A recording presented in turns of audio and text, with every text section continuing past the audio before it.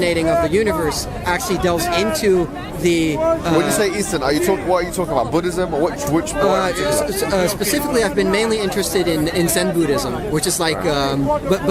we could reduce it down to Buddhism. Okay. And so... they have a different take on nothingness, and so I feel that in the West there's this sort of bias we have, which I also that sort of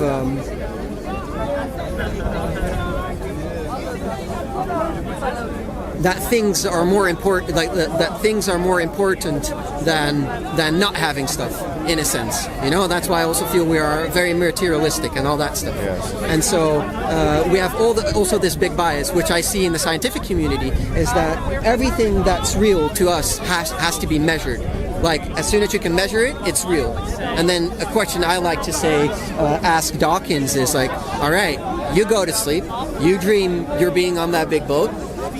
Is that real, that experience you'll have? Right. And he'll wake up and he'll say, no, I'm going to be objective about it, and I had this dream and it was just all subjective experience. Right. What I just experienced is totally subjective, and it was not real. And I would say to him, right, but then what was the experience you had? Because clearly you can remember what you have had. Right. So basically you have this view of reality, where as soon as I introduce even the concept of dreams, you don't know what to do with it. Yes. And so I personally feel that we need sort of an expansion of what we take in to be, what we might consider to be real or not, in order to sort of get more sense of stuff. I agree with you, right? I totally agree with that point. So just to summarize what you're saying, is that on naturalism, the first person's subjective experience, especially of things like dreams and so on, cannot really be explained. Science doesn't understand subjective experience. Yes, it can't deal with it. It can't deal with it. It can't measure it, so it tries to shove it under the carpet. Yes. I totally agree with you there. Right. Now, going back to what I was saying, because there's a point of agreement. The point you were making about the Eastern traditions, Zen Buddhism, and so on, and space. Yeah. Because this wasn't the broader question of can something come from nothing. Right. So, from my reading, I mean, I tried to look at the Eastern traditions myself to see where explicitly there is mention of what we call like the philosophy of religion. In the philosophy of religion, things like the creation of the universe and so on. And there is mention, of course, of, in for example, the Vedas and other books of how the universe came into being, right? But the question of an explicit philosophical inquiry onto whether there can be a creation from nothing wasn't really dealt with in the same way, for example, as the Hellenistic Greeks dealt with it. So when I looked into the works of, for example, Aristotle and Plato, obviously he wrote books called The Physics and the Metaphysics, where he deals specifically with these kinds of things. Aristotle, he wrote 2 books on these kind of things. The Metaphysics, he actually deals specifically with the question of a vacuum. And his elaboration on that topic is quite interesting because it feeds its way all the way through to Leibniz and the discussion that he had with Newton about space being relative or not being relative. So it kind of feeds itself into a physics discourse. But his idea, Aristotle's idea, was that it's not possible for there to be an empty vacuum. There's no such thing as a vacuum, a nothing space.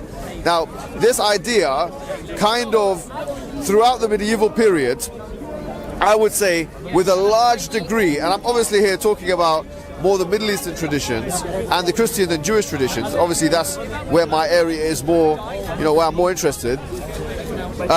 In those traditions, the logical disjuncture that we talked about in the beginning of how the universe came into existence, it never included nothing created nothing. Right? It was not respected by those individuals. Even up until Leibniz, it was not respected. I could say even. Sorry, I'm not saying. I'm not going to carry on. Even until this day, it's not respected.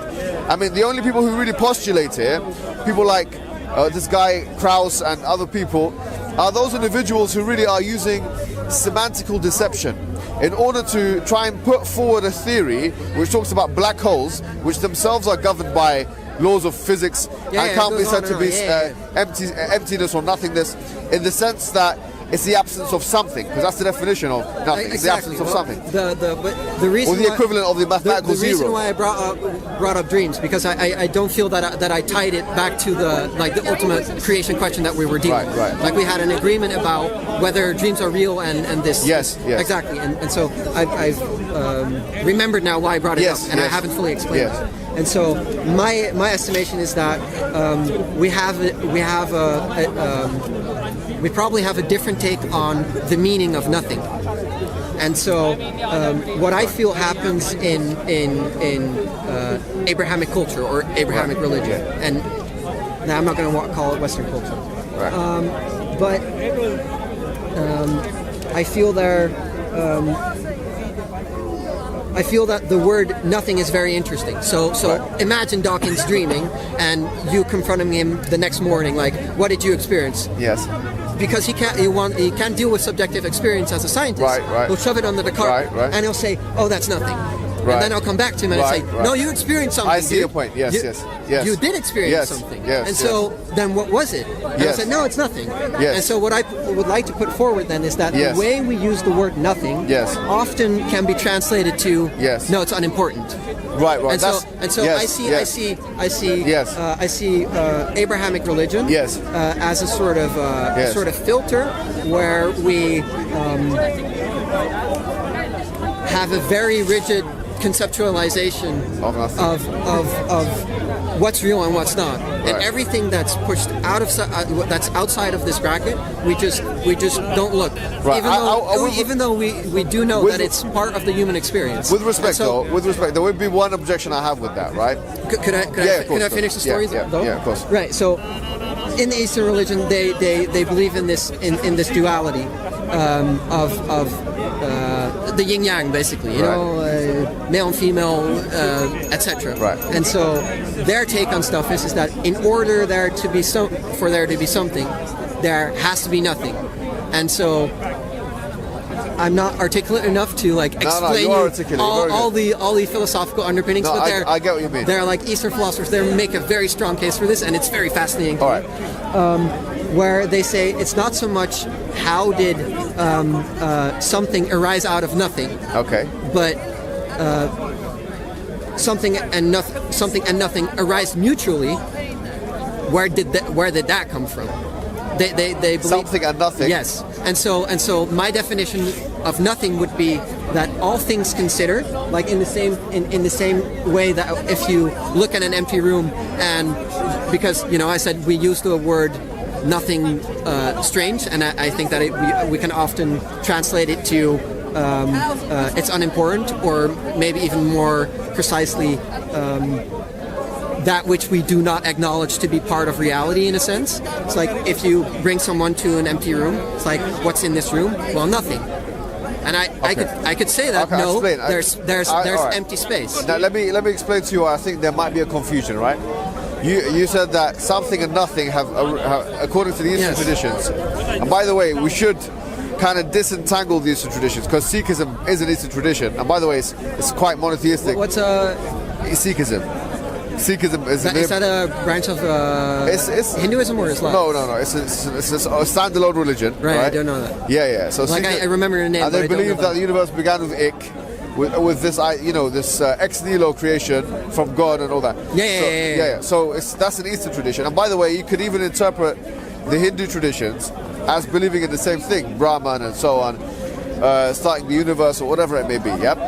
Now, or creating the universe from timber or whatever the Vedas say. Now, what I'm saying is this, is that the postulation that something and nothing can arise mutually is problematic, because if you mean something and nothing in an absolute sense, that would entail a contradiction. Because if I understand a lot. Do you get it? Because let me explain, sorry. Because nothing, by definition, is the absence of something, so they can't arise mutually. If one has arisen, the other one must depart. I think we have to get more sophisticated about nothing. And so if I bring a regular person into an empty room and I'll say what's in this room, they'll say nothing. and I'll say, all right, but what do you mean by nothing? What does a nothing mean? Because clearly for the same reason that when Dawkins wakes up, he hasn't, and he has actually dreamt. He hasn't experienced pure nothing. No, I get like it. he has actually experienced. No, something. I appreciate so that. In terms of the room, there's an empty room. Right. Well, we say it's nothing, Yes. but there is sort of space. But this and is so a- in terms of the yeah. creation thing, I believe that whenever I say something and nothing arise mutually, I believe that something is actually. I believe that nothing is actually a thing. It's not necessarily material. Let me say to you one more time. It's a potential. you know? Something, so nothing is a thing. Yes. So in basically, that case, roughly all right. speaking. Let me fine. In that case, let's redefine what nothing is. Right? Yeah. You're using these, I would say, equivocations, because when we open the door, Equivocations? yeah. So What's my English is not good enough. Right. So the fallacy of equivocation is when you use a word in two different contexts, which means two different things, but you're equating them together. No. So now let me I'm trying explain. to propose Let me a new explain. definition. So, for example, if in the field of, if I go to a hospital, and I say, "Can I speak to a doctor, please?" Yeah, and then someone who's a historian with a PhD stands up and says, "Yeah, okay, I'll speak to you right now." Say, "Look, I was talking about the medical doctor, not not the historian." So you have to differentiate between that which we say and that which we mean. Because you can use the same word, homonyms and homographs and whatever in English language, which are written in the same way and sound the same, but they mean two different things completely. So if you open a room and you say, okay, that's nothing, that's in our vernacular, that's in our common speech. When we open I right? understand but what when you we mean say by it. when, Yeah, when we sure. say philosophically or mathematically or logically, the idea of nothing is an absence of something. So in mathematics, nothing is zero, is represented by that particular symbol, right? And that's why there are so many problems in mathematics with zero. Divide 0 by 0, what's the answer? 0. Some say 0, some say 1, Yeah. and some say infinity, Yeah. right? There's a difference of opinion. You see, now that's the problem. Now when you have a conceptual thing introduced into mathematics, you get more than one answer, it's undefined. If you get infinity and try and divide it at times, it's going to be problematic. There's a tendency towards infinity and so on. Mathematicians have struggled and grappled with those concepts. Now what I'm saying to you is, if we look at the idea of nothing as an absence of something, I'm just using that word. If nothing means, it's a conditional here, an absence of something, is it conceivable, possible, fathomable? No, in that sense, no. Totally that not. something can come from that. Nothing, no. So that's No, perfect. no. In that case, this understanding that the universe is self-originated or originated from nothing is an understanding that can't be logically substantiated with any kind of evidence, cosmological or ontological, right? In the mind or in the scientific world. Can I tie this heavenly stuff to the earth? Because that's what I find fascinating. Okay. It's like to talk about cosmology and bring it right back to all of these people and you and me. Yes. So I think that if you'd have to bring this, what I see, the argument that we're having in this cosmological stuff, Yes. if I'd have to bring it down to like direct discourse, I believe that a similar question, like on the same frequency, would be, can the universe be explained? Because that's what I feel is that we're basically arguing. Whereas in a sense, if I'd have to compare it to, where I'm sort of advocating for the nothing side, you're saying no, that's sort of impossible. And if I'd have to bring that back to this discourse that we're having right now and tie it just to philosophy. But you've just agreed with me, just to be clear. You've agreed with me that the universe, with that definition of nothing, from your system of thinking, yes. Yes, Yeah, from definitely. those definitions, cannot be created from nothing, or Yes. cannot be originated from Yes. nothing. So going back to what I was saying, if I say to you then that every originated thing has an originator, the universe is an originated thing, therefore the universe has an originator, that originator, by virtue of logical necessity, cannot be nothing. Right. So Accepted. So the question, what I would, From my understanding that's So completely coherent. what is that? Yeah. What is the originator of the universe then?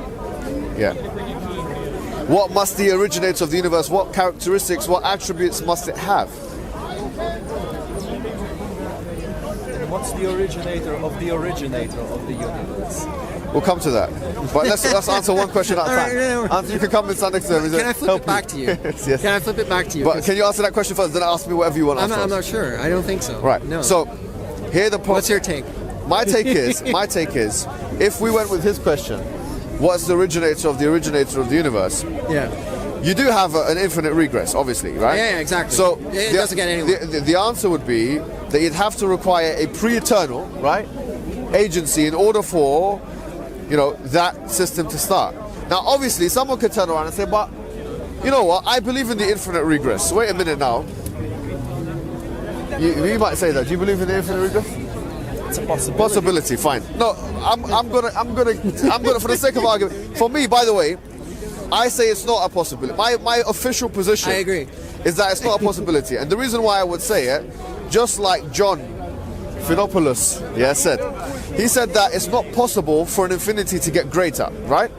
So for example, now the universe, are we moving forward in time? Yeah, We are. So if there was an infinite regress, either in time, movement, or bodies that systematically in a linear way come one after the other, then the coming new, or the origination of new time, movement or bodies would mean that the infinity that we have would have to get bigger. And infinity as a mathematical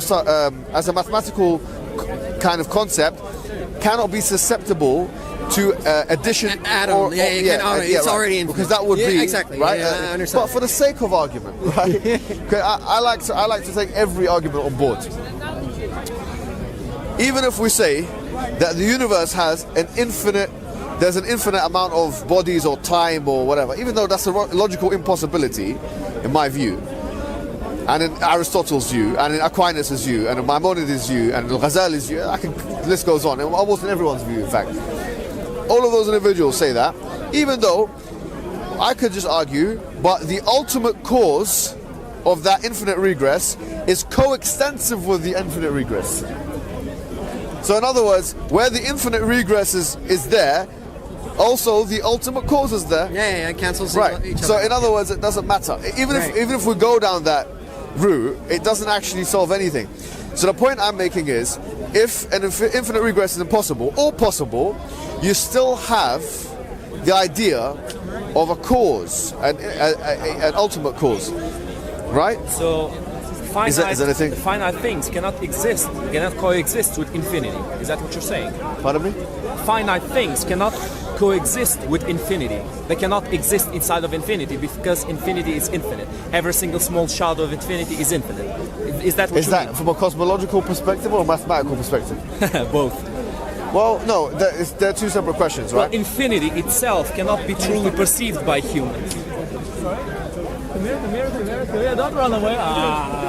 He's gone. Go ahead, gone. sorry. Do you mind him coming Infinity by itself cannot be quite I do perceived like by to ask humans. you a question later. Cannot be Sure, quite have a perceived by conversation. humans because we are finite beings. Okay. So by your logic, infinity is impossible. It's impossible that there's an infinite regression. I said, just to Okay, then it's impossible that there's an infinite regression. Is that what you said? Just to be clear, what I said was that in the case where there is an infinite regress, or there isn't an infinite regress, in either case, this doesn't, I would say in the case that there isn't, then you can say, well, you need a pre-eternal ultimate cause. There's right? an exception to if you say there is an regress. ultimate regress, I'll say no problem. For the sake of argument, let's go with that. Let's say that there was an eternality of objects' movement on time before the universe, but I'll say that does not cancel out the idea that there is a coextensive ultimate cause.